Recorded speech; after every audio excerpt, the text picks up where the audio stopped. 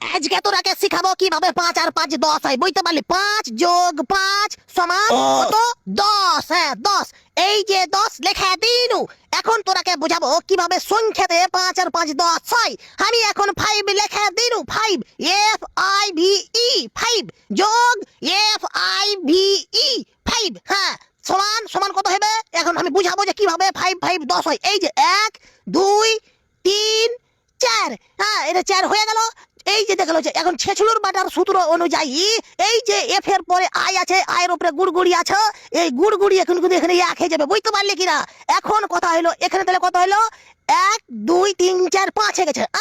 এই তো সুন্দর সূত্র, সুন্দর সূত্র, ছেছুলুর বাটার সূত্র এটা। এখন তাহলে কত হলো? 1 2 3 4। এই যে 4 হয়ে গেছে। আর এই যে 4 লেখা দিনু যোগ ছেছুলুর বাটার সূত্র থেকে পেয়ে গেছে এই যে গুড়গুড়ির 1, এই যে 1 লেখা দিনু যোগ এখানেও সেম ভাবে হয়ে যাবে কত?